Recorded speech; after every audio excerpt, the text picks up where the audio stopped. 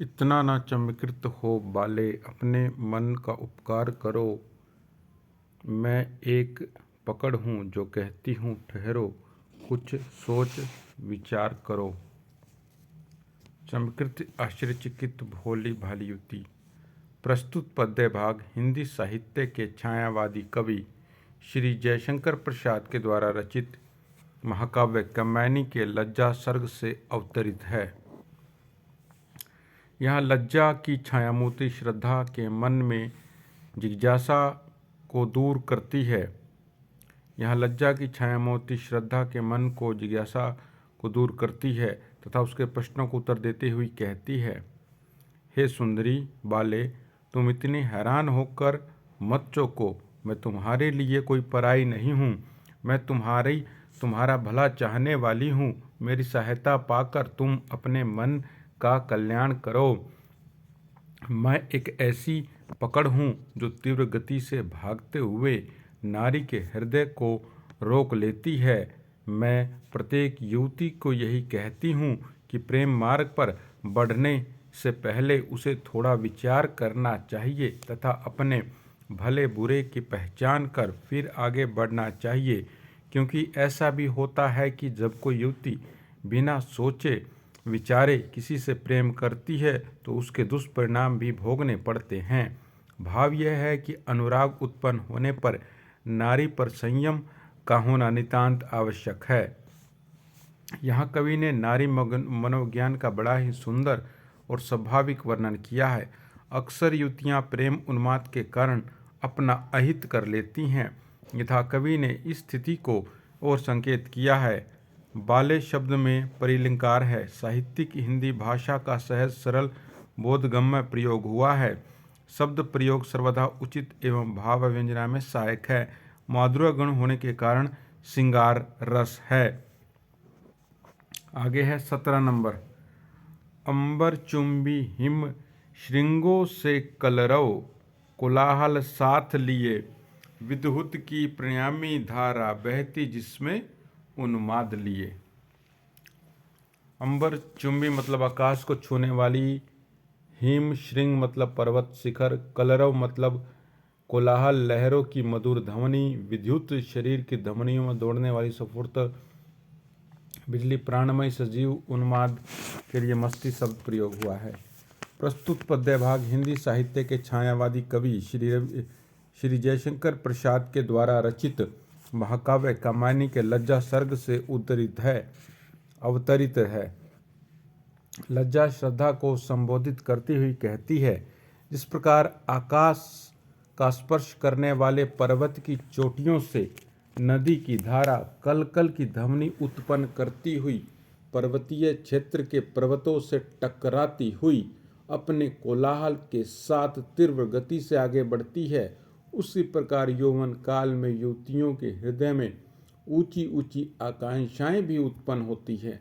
उस समय एक युवती के मन में अपार वेग होता है, बड़े मधुर तथा आकर्षक भावनाएं होती हैं। उसके हृदय में मस्ती के लिए प्रेम की धारा ऐसे प्रवाहित होती है जैसी कि उसमें बिजली की शक्ति जैसी सजीव स्फूर्ति हो। ऐसी स्थिति में उसका विवेकहीन हो जाना स्वाभाविक है। लज्जा की स्थिति में नारी की इस गति को रोकने का प्रयास करती है। विशेष यहाँ कवि ने युवती नारी के मधुर तथा गतिशील भावनाओं का बड़ा ही हृदयग्राही वर्णन किया है। कवि ने युवती की सुंदरता की तुलना जो है पर्वतीय झरने के साथ की है। जैसे पर्वतीय झरने में उन्माद, मस्ती तथा वेग होता है, उसी प्रकार नारी सौंदर्य में भी उन्माद, वेग और आकर्षण होता है। संपूर्ण पद्य भाग में सांग रूपक अलंकार का सुंदर व्यंजना हुई है। लज्जा की प्रशंसा होने के कारण अप्रस्तुत अलंकार है। साहित्यिक हिंदी भाषा सरल, सहज एवं बोधगम्य प्रयोग है। शब्द प्रयोग सर्वथा उचित और भाव व्यंजना में सहायक है। माधुर्य गुण का के कारण श्रृंगार रस है। आगे है 18।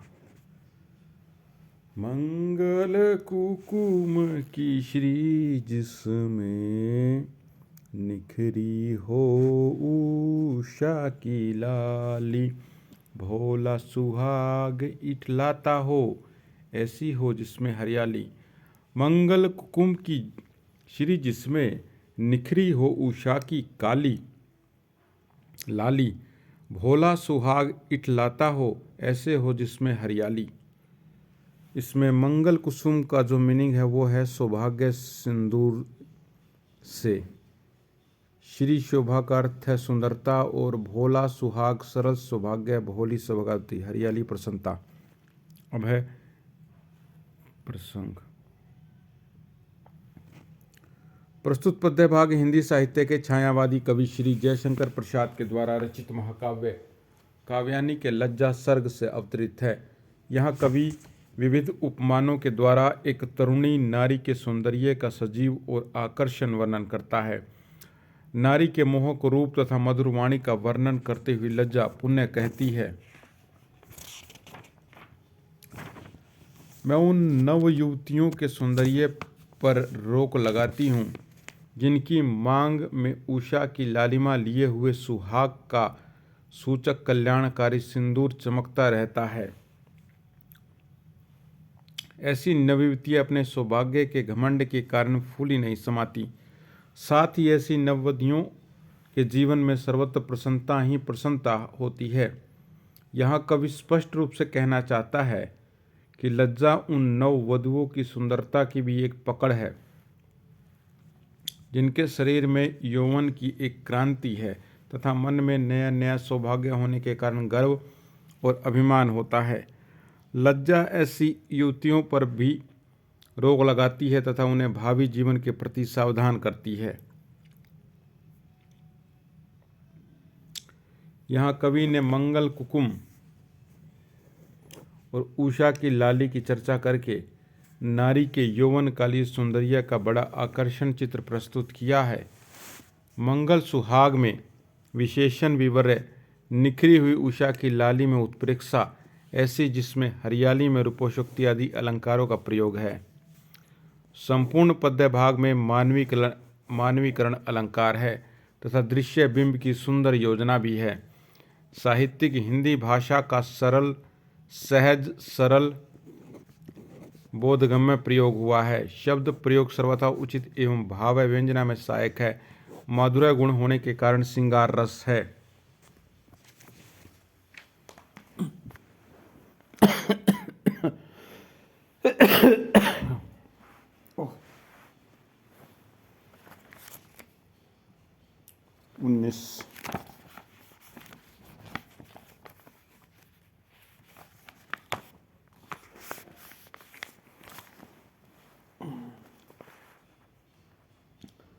हो नैनों का कल्याण बना, आनंद सुमन सा विकसा हो, बासंती के वन वैभव में जिसका पंचम स्वर पिकसा हो।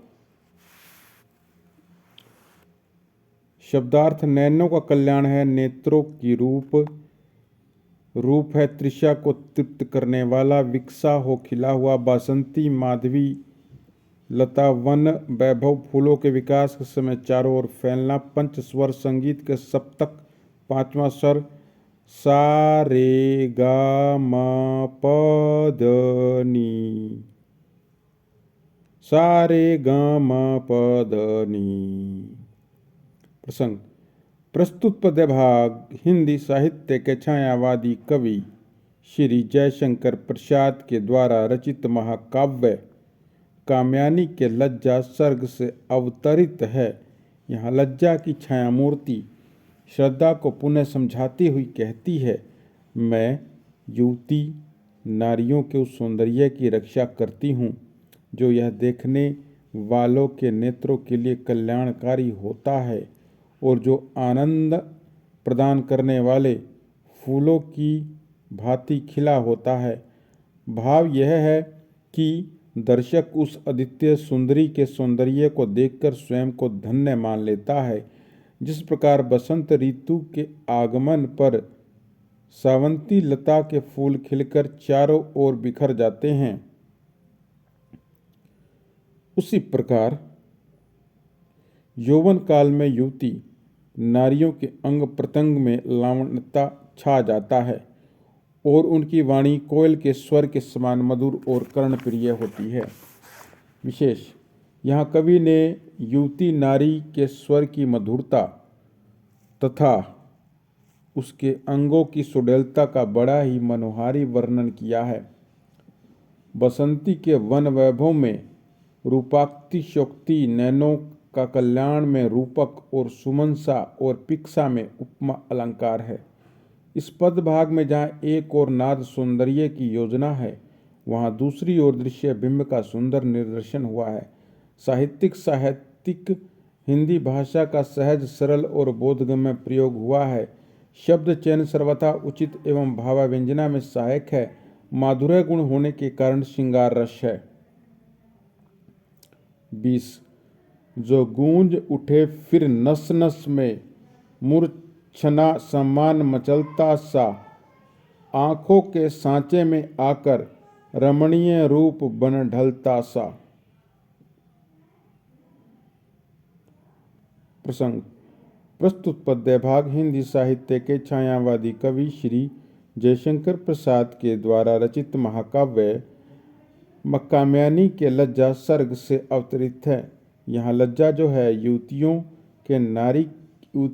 नारियों के सौंदर्य का उल्लेख करती है। युवती नारी के स्वर में जहाँ माधुर्य समाविष्ट हो जाता है, वहाँ उसके अंगों में सुडौलता भी आ जाती है। यहाँ लज्जा युवती नारियों के नेत्रों का वर्णन करती हुई कहती है। लज्जा एक बार फिर कहती है, मैं उन युवती सुंदरियों की रक्षा करती हूँ जिनकी सुंदरता संगीत के 7 स्वरों का आरोह अवरोह बनकर दर्शकों की नस नस में गूंजने लगता है। तात्पर्य है कि जिन सुंदर युवतियों की मधुर वाणी संगीत के मधुर स्वरों के समान सुनने वाले को आसक्त कर देती है, उन युवतियों का सौंदर्य दर्शकों की आंखों में ऐसा समा जाता है कि मानो ये सुंदर युवती सांचे से ढली कोई सुंदर मूर्ति हो और उसका सौंदर्य मन से बड़ा ही आकर्षित करने वाला होता है। यहाँ कवि ने कलात्मक शैली का आश्रय लेते हुए सुंदर तरुणी के अंगों तथा मधुर वाणी का मनोहारी वर्णन किया है। मूर्छना समान मचलता सा में पूर्णोपमा अलंकार, आंखों के सांचों में रूपक अलंकार। संगीत शास्त्र के अनुसार मूर्छनाओं की संख्या 21 है। साहित्यिक हिंदी भाषा का सहज, सरल और बोधगम्य प्रयोग है। शब्द चयन सर्वथा उचित एवं भावाव्यंजना में सहायक है।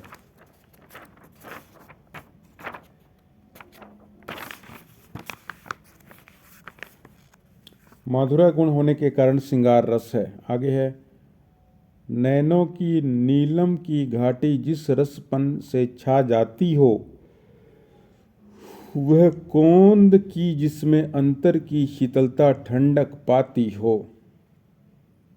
नीलम घाटी, नीलम पर्वत की घाटी, कांति पे श्याम पुतलियां, रस घन घन से भरा बादल। प्रस्तुत पद्य भाग हिंदी साहित्य के छायावादी कवि श्री जयशंकर प्रसाद के द्वारा रचित महाकाव्य कात्यायनी के लज्जा सर्ग से अवतरित है। प्रेम भावना उत्पन्न होने के कारण श्रद्धा के मन में प्रेम की आसक्ति उत्पन्न हो चुकी है, उसे समझाते हुए लज्जा की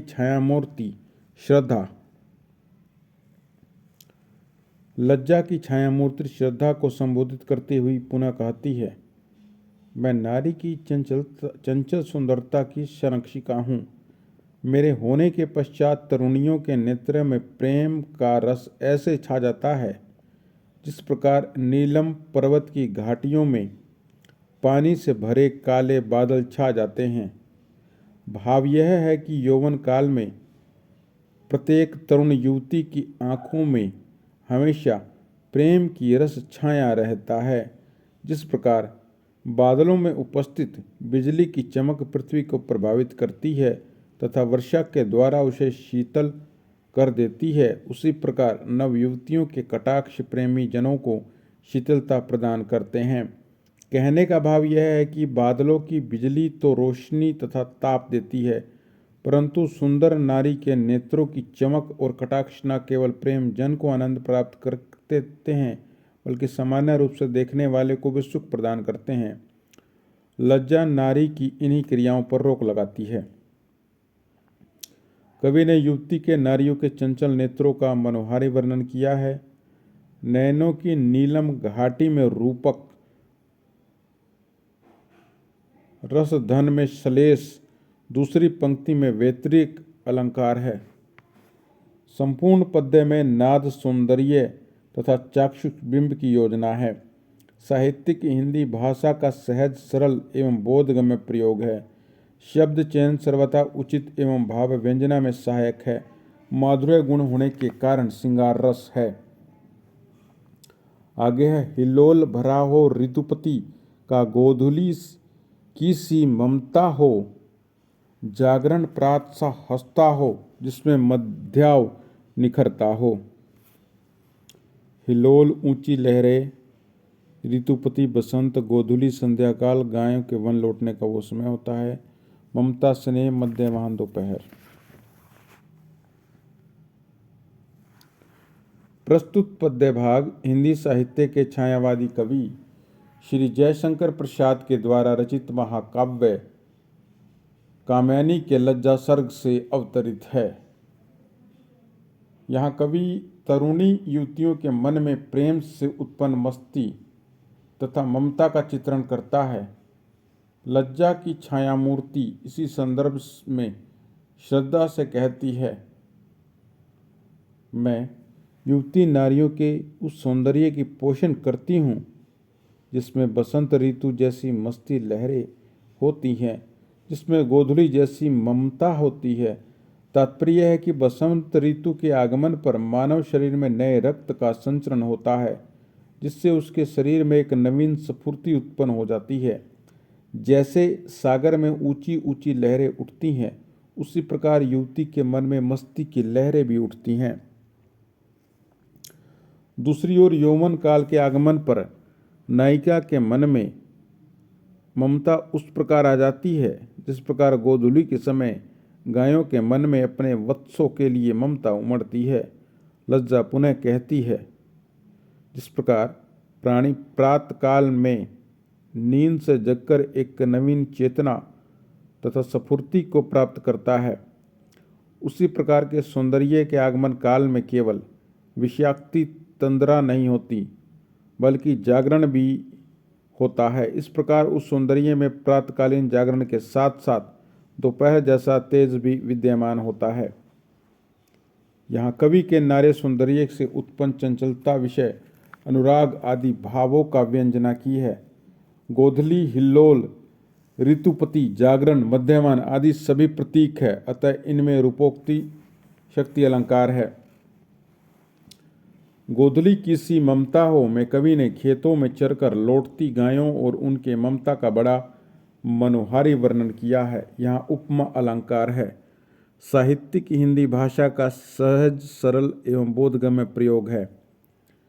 शब्द चयन सर्वथा उचित एवं भाव व्यंजना में सहायक है। माधुर्य गुण होने के कारण इसमें श्रृंगार रस है।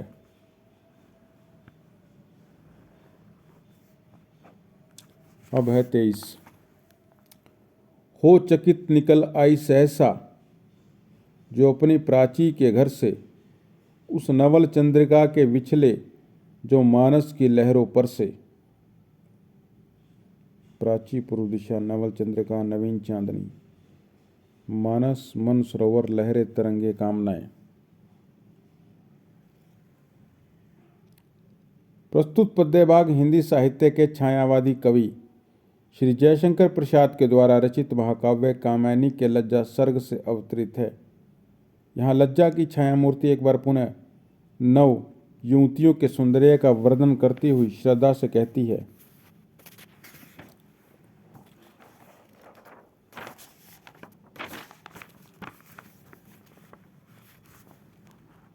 युवतियों के उस सौंदर्य का रक्षण करती हूँ जिसकी सुंदरता चंद्रमा के समान सुंदर तथा शीतल होती है। जिस प्रकार पूर्व दिशा से चांदनी हंसती हुई उदित होती है और निर्मल मान सरोवर की लहरों पर फिसलती हुई आगे बढ़ती चली जाती है, इसी प्रकार युवतियों का सौंदर्य जो है सौंदर्य सभी दर्शकों को आकर्षित करने लगता है। तात्पर्य है कि जिस प्रकार विलक्षण चांदनी पूर्व दिशा से उदित होकर सभी को आश्चर्यचकित कर देती है, उसी प्रकार सुंदर नारी भी अपने सौंदर्य के द्वारा सभी को आसक्त कर देती है। मैं युवतियों के ऐसे सौंदर्य पर ही नियंत्रण स्थापित करती हूँ और उनको गलत कदम उठाने से रोकती हूँ। कवि ने सुंदर नारी के सौंदर्य का मनोहारी वर्णन किया है। प्रशंसा, उल्लेख और उत्प्रेक्षा अलंकारों का सुंदर प्रयोग है। प्राची के घर में रूपक तथा मानस में सलेस अलंकार है। दृश्य बिंब की सुंदर योजना है। साहित्यिक हिंदी भाषा का सहज, सरल और बोधगम्य प्रयोग है। शब्द चयन सर्वथा उचित एवं भावाभिव्यंजना में सहायक है। माधुर्य गुण होने के कारण श्रृंगार रस है। अब आ गया 24। फूलों की कोमल पंखुड़ियों बिखरे जिसके अभिनंदन में मकरगंध मिलाती हूँ अपना स्वागतम के कुकुम चंदन में। प्रस्तुत पद्य भाग हिंदी साहित्य के छायावादी कवि श्री जयशंकर प्रसाद के द्वारा रचित महाकाव्य कात्यायनी के लज्जा सर्ग से अवतरित है। यहाँ कवि युवती नारी के सौंदर्य का व्यापक वर्णन करता है। यहाँ सौंदर्य सर्वत्र विजय की घोषणा करता है तथा लज्जा इसकी रक्षा करती है। लज्जा की छाया मूर्ति श्रद्धा से पुनः कहती है,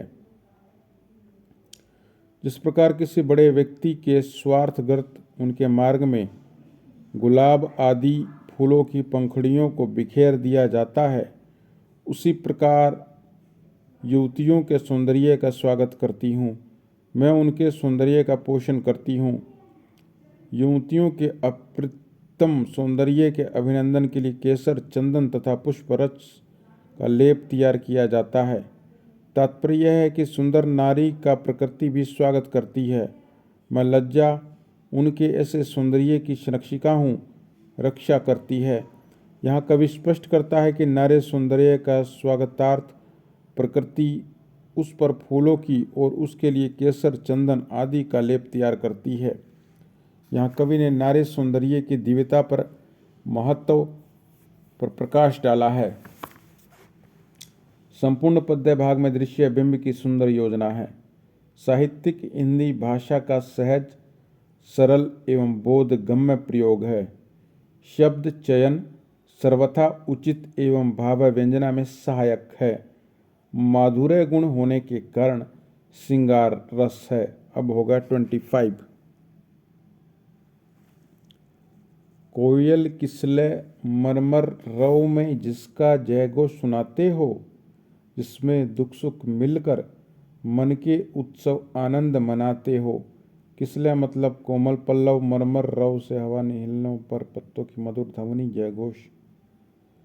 प्रस्तुत पद्य भाग हिंदी साहित्य के छायावादी कवि रविशंकर प्रसाद के द्वारा रचित महाकाव्य कात्यायनी के लज्जा सर्ग से अवतरित है। यहाँ लज्जा की छायामूर्ति एक बार पुनः नारी सौंदर्य की चर्चा करती हुई कहती है,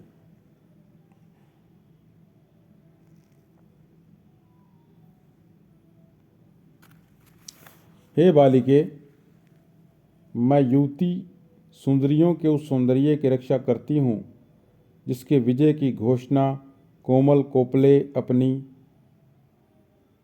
गरमर ध्वनि के द्वारा उत्पन्न करती है और जिस सौंदर्य के आगमन पर सुख और दुख दोनों मिलकर एक हो जाते हैं तथा आनंद और उत्सव मनाते दिखाई देते हैं।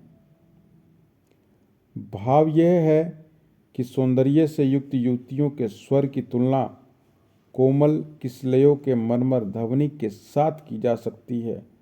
पुनः सौंदर्य अनुभूति के समय सुख दुख एक समान प्रतीत होने लगते हैं। यहाँ कवि ने नारी सौंदर्य का मनोहारी और आकर्षण वर्णन किया है। रव से में उपमा अलंकार है। रव से संपूर्ण पद्य में व्यतिरेक, प्रयोक्तयुक्त और मानवीकरण अलंकारों की सुंदर योजना है। नाद सौंदर्य की भी अनूठी योजना है। साहित्यिक हिंदी भाषा का सहज, सरल एवं बोधगम्य प्रयोग है। शब्द चयन सर्वथा उचित एवं भावाव्यंजना में सहायक है। माधुर्य गुण होने के कारण यहाँ श्रृंगार रस का प्रयोग है। तो ये ख़त्म हो गया। अब 15 से 25